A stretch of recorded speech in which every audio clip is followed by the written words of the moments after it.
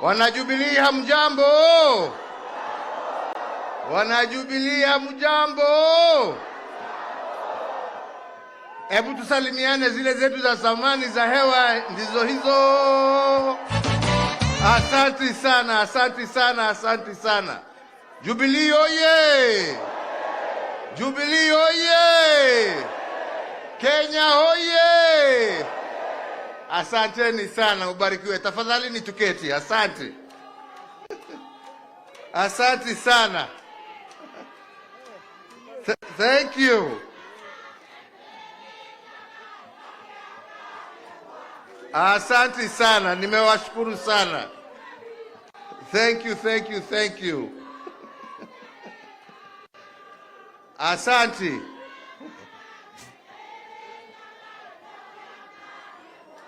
Asante sana. Thank you, thank you, thank you. Wajubilee wenzangu, hamjambo? Hamjambo tena.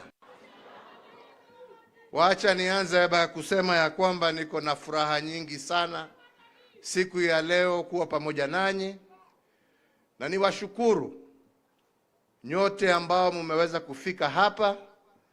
Nishukuru pia wale ambao hawakuweza kufika, lakini najua tuko pamoja na wao katika runinga na mambo mengine na social media.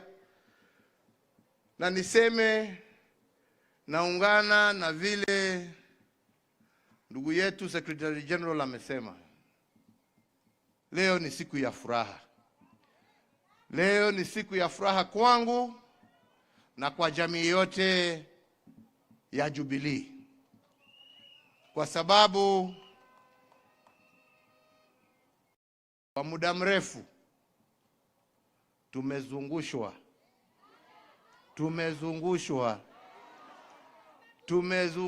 na kusumbuliwa. Wachache wamelipwa, wengine wamejiita wakuu, lakini hakuna mkuu kushinda Mwenyezi Mungu, na tumejiona tukiwa hapa. Kwa hivyo tumshukuru Mwenyezi Mungu. Nataka kama MC ameniingilia kidogo, wacha nisome hii yangu kidogo, kwa sababu sitaki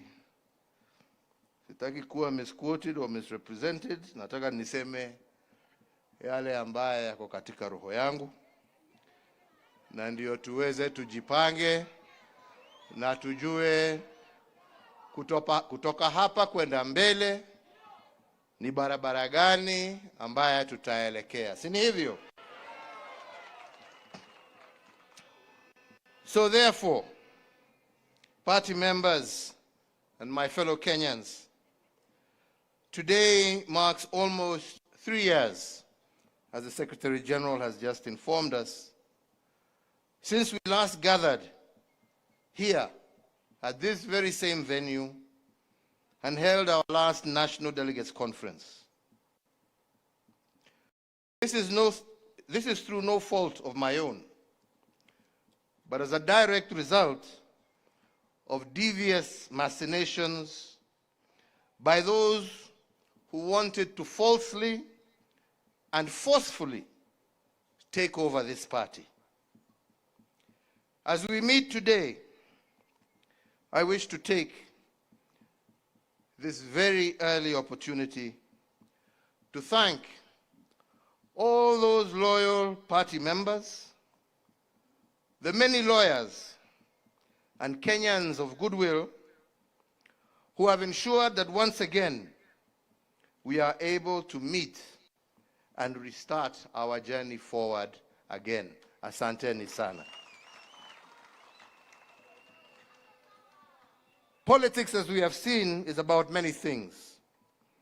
But one thing that cannot be overridden is that politics is first and foremost about the collective will of the people, exercised either by members of the party, like we are here today, or by the citizens of a democratic nation through the ballot box.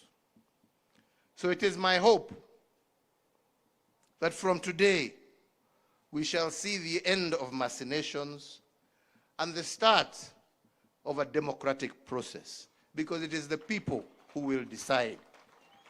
Sio watu wachache kujifungia pahali ama watumwe na watu wengine, kwa sababu tunajua hata hawa ni kutumwa, walikuwa wametumwa. Ni wananchi, members wa chama ambao watachukua hatua na decision ya kutueleza mwelekeo wa chama utakuwa mgani, sio watu wachache pahali kidogo huko. So 3 years ago, at the end of a hotly contested general election, and amid an atmosphere of hostility, not only to our party, but to myself, members of my family, and members of my administration. But despite that, I stood at this same venue, ready to begin a process that should have been normal in any mature democracy. A process of rejuvenating our party and infusing it with new leadership, a new crop of leaders inspired by a new generation who would craft our party's future as well as our shared vision for our country. After having handed over the reins of state to a new administration in a full and orderly manner, as you all witnessed, I expected the same for our party. Unfortunately, this was not to be, for reasons as explained. Ladies and gentlemen, I have been in active politics for the greater part of my life, 40 years plus. I have seen its good, I have seen its bad, and even its ugly. But at every juncture, I have always tried to do my best in the spirit of service to my party, but most importantly, service to this country that I love. I have both lost elections and won elections, taking each in my stride, learning that in politics, you can never be led by bitterness, anger, or hate. That only deviates you from your mission and vision. Wale wanataka kuendelea na matusi, hiyo ni shauri yao.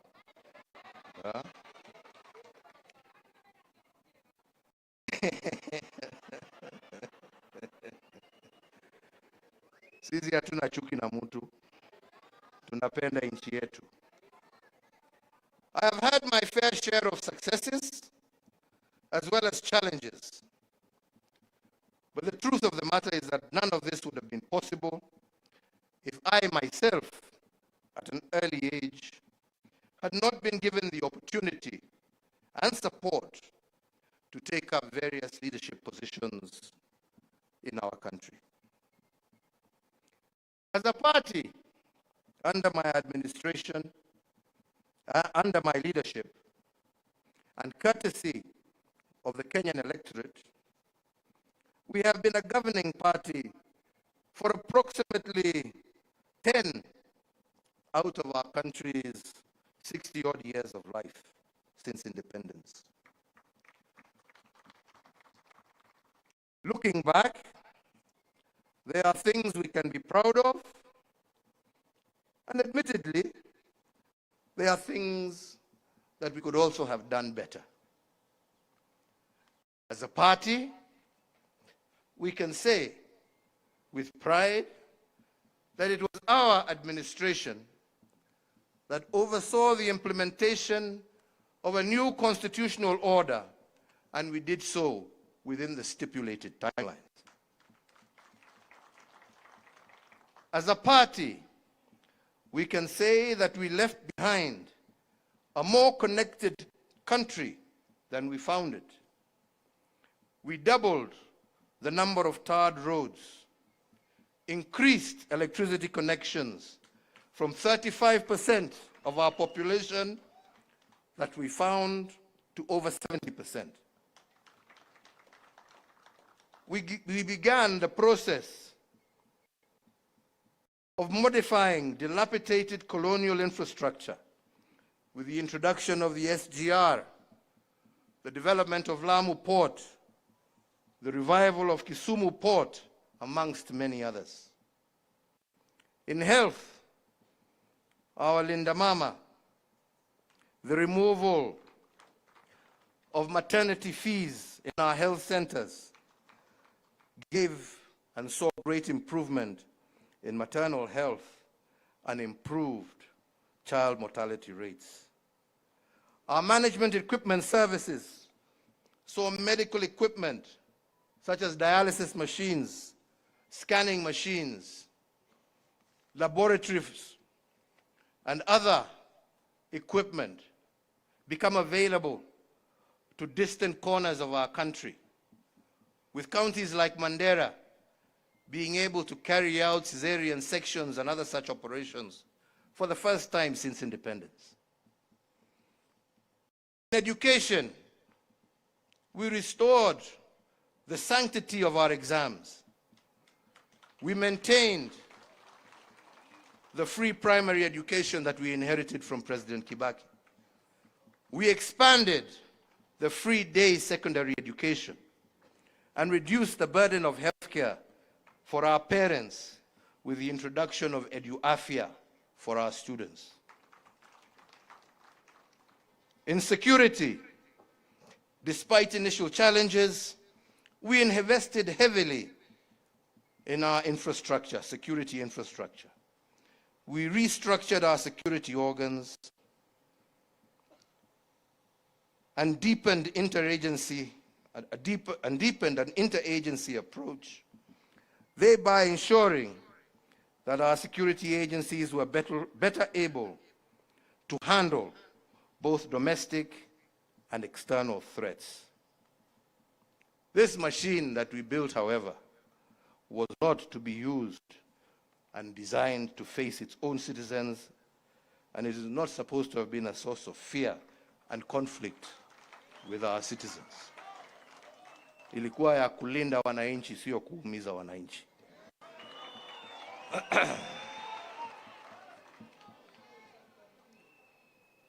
We worked as a party to bring greater cohesion in our social construct, to reduce ethnic tensions and address both social and regional equalities. This noble effort, unfortunately, was used against the last campaigns, it being called an attempt to erode democracy. I wonder what they call theirs today. I can go on and on, but that is for another time. Equally, my friends, it is true to say that we also face challenges, key among them being our war against corruption in government that was less than successful. Our intergovernment relations also left much to be desired, a case in point being the uneasy relationship with the judiciary over the appointment of judges. To my mind, the framers of our Constitution intended that the different arms of government will be simultaneously independent, but always interdependent, for the common good of our people and nation. It was never our intention to deny them their independence or to interfere with their operations. All of this and more, but as I have said, this is a story for another day.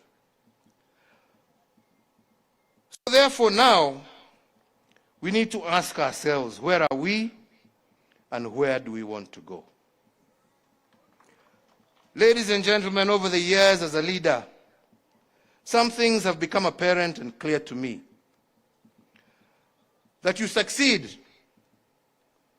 by looking at past successes, injecting new ideas, and improving upon them. And you fail by ignoring past mistakes and therefore falling folly of repeating the same.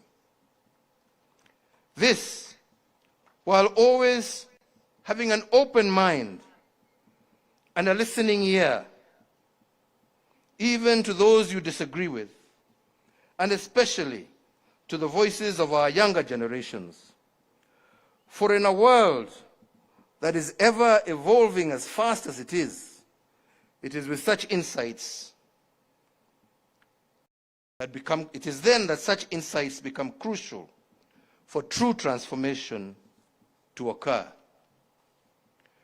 A balance of all this is what makes a stable and pragmatic nation, one that is filled with hope and not despair, a nation at peace with itself, and one that is able to transist with ease from one generation to the next. In the last general election, I endeavored to pass this message. Unfortunately, it fell on deaf ears and was lost in the noise of insults, character assassinations, myths and stories of dynasties and hustlers, and so on. Yeah. Today, many of the gains we had in the past have been eroded. Linda Mama and others replaced by new, untried, untested schemes. And while we wait for these experiments to work, Kenyans suffer and our progress is retarded. As we continue to dwell in rhetoric rather than in progress, we repeat the mistakes of the past. Indeed, today, some of the truths we spoke of yesterday have become the reality check of today, while some of the myths and falsehoods have become the nightmare that many are living. So again, why are we here today? Ladies and gentlemen, the past can inform us, but the present can shape the future. So the first thing, as our Secretary General has told us, our first mission today was to pass amendments to our party's constitution. Amendments to ensure that the machinations of the past shall never be used again to hold back our progress. Second is to seek your approval to put in place measures to rejuvenate our party and set in motion a process of injecting new blood into our party structures and hierarchy.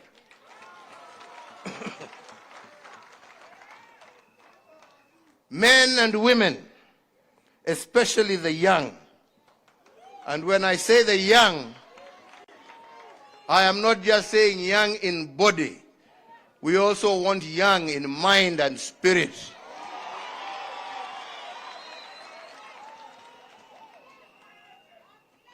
Men and women of integrity who can be trusted with our future.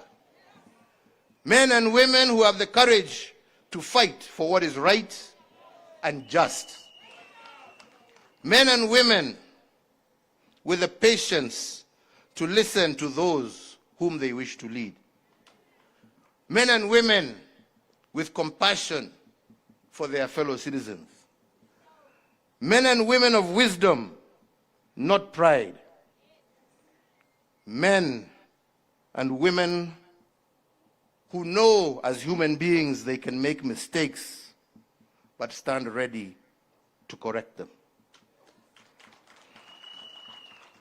I have watched quietly the ongoings of the recent past and greatly admired the tribeless, steadfast courage of today's generations. A generation that knows what it wants and is determined to achieve it, whatever the cost. It is my hope today that as some of us give way, that those same young ones, with the same energy, conviction, and patriotism that we saw in the streets, you will be able to use them to transform the structures of our party. And ultimately, you yourselves enter the corridors of power and high office and take charge of your own destiny.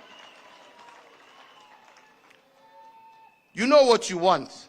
It is not for me to tell you. You know what you want. You have the energy to get it.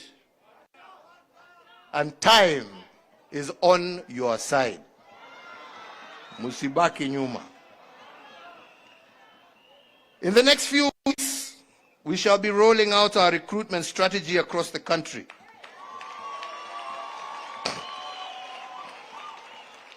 Across generations and gender. This in conjunction with other activities aimed at rejuvenating and reinvigorating our party at grassroots level. Our doors are open for all well-meaning Kenyans, and it is my intention to oversee a smooth and transparent process where it shall be the will of the party membership that shall prevail. Nyinyi wenyewe. So, ladies and gentlemen, as I conclude, I wish, for the sake of clarity, to remind Kenyans that the Jubilee Party, as you well know, and for reasons that have just been given, has been largely silent for the last 3 years for those reasons. When we last convened a national delegates conference prior to the 2002 general elections, the party resolved to become a member of the Azimio la Umoja coalition because I, as party leader then and now, was convinced that the coalition and its members shared a common vision for our country. In the years since then, however, the Azimio coalition membership has undergone changes. I don't need to elaborate, nyinyi nyote munaelewa. However, notwithstanding these changes, and as we speak today, the party, as per the decision of our organs, remains a member of what is left of this coalition, and any decision on whether to reinvest in it or leave it will be a decision for the party's new leadership to take when the time comes. Lakini sasa tuko pahali tulikuwa. Mimi sio mtu wa kupiga reverse na kona kila siku. But make no mistake when I say that. Like any other political party, we shall be preparing for the next general election, and doing so in earnest. And it remains our firm intention to field the best possible candidates for all elective positions. We shall either do this on our own, or we shall do this in concert with like-minded political movements. It is therefore my hope that a newly energized Jubilee Party will achieve two immediate outcomes. Firstly, to provide a suitable platform for visionary aspiring leaders to offer themselves up in the service of their nation. And secondly, for the citizens of Kenya to be present with a vibrant set of options from which to elect leaders of their choice in accordance with the democratic ideals of our constitutional order and what our national constitution states. Kwa hivyo wenzangu, niliwaambia mimi siku hizi siongeangi mengi, na najaribu saa kukaa on point, sio hapana. Unajua sasa wataenda watanichukua wapindue ingine lakini ya muhimu, chama chetu cha Jubilee kutoka mwanzo lengo letu lilikuwa tujenge chama cha kitaifa, chama ambacho kitaunganisha Wakenya wote, chama ambacho nia yake ni kuona sio sehemu hii ama hii, lakini Kenya yote ikisonga mbele, wananchi wakiwa pamoja na wakipendana kama ndugu na dada. Na nyinyi mnajua hata kazi ambazo tulikuwa tukifanya wakati tulikuwa na nafasi ya uongozi wa taifa hili letu la Kenya, lilikuwa linalenga kila kona ya jamhuri yetu ya Kenya. Hakuna pahali ambapo hatukujenga mabarabara, hakuna pahali ambapo hatukuweka stima, hakuna pahali ambapo watoto walikuwa wanasemekana wamekosa kuenda shule kwa sababu hawana karo. Watoto wetu wote primary na secondary walikuwa wanasoma kila pahali Kenya hii yetu. Na hiyo ndiyo njia ya kuinua hali ya maisha na tuweze kusongesha taifa letu mbele. Mambo hii ya kusema ati chama hii ni ya upande hii, chama ni ya upande hii, chama ni ya upande hii, la, wacha tuwe na national parties ambazo zinaunganishwa kwa sababu ya sera, lakini sio kwa sababu ya pahali ambapo zimetoka. Hakuna sababu ya nyinyi kama wana Jubilee kuchagua mtu kutoka kila kona yeyote ya Kenya. Haja ni nyinyi mjue ya kwamba huyo mmechagua ni mtu ambaye atajitolea kutendea Wakenya wote pahali popote walipo kwa haki, bila kupora na bila kutenga mtu yeyote. That is the only thing that is important. Sio mtu ametoka wapi ama umezaliwa wapi. Na ndipo nilikuwa nawaambia hii story, watu walikuwa wanazungusha sijui hasla, sijui huyu ni mtoto wa single mother, si huyu ni mtoto wa dynasty. Mimi najua watoto wangapi wa single mother ambao wamesoma vizuri sana na wameendea lakini kusema ati wewe sababu wewe umezaliwa na single mother, hiyo ndio qualification yako ya kuchaguliwa. Hapana, njoo uambie Wakenya ni nini utawafanyia. Pahali popote umezaliwa, haja ni nini unawafanyia. Anyway, hapana.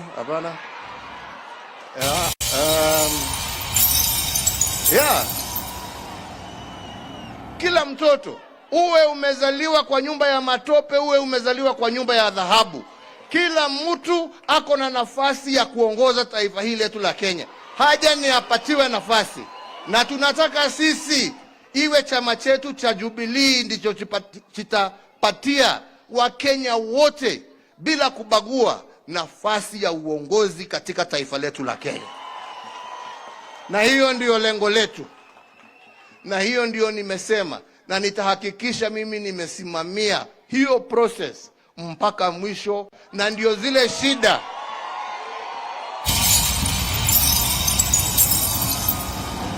ambazo zilitokea hapo awali, watu kuwa wanauza matikiti na mfuko kulingana na ile pesa wamepewa.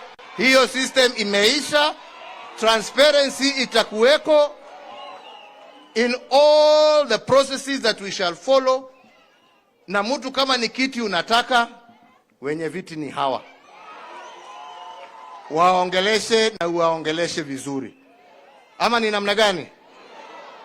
Tumekubaliana wenzangu? na mimi nitajitolea sasa, kwa sababu tumesema tunataka kuanzisha recruitment drive, kuanza kuzunguka mashinani kila area, tupatane na nyinyi, tuongee pamoja na nyinyi.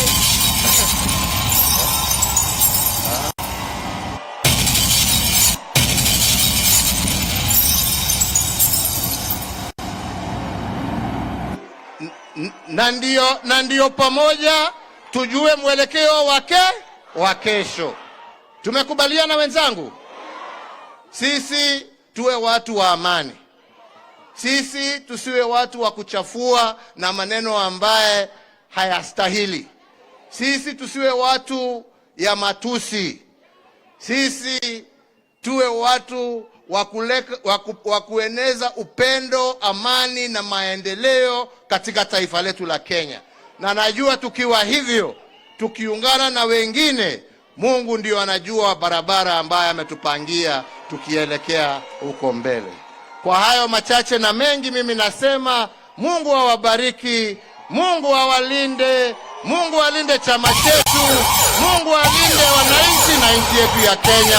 Asanteni sana. Thank you very much.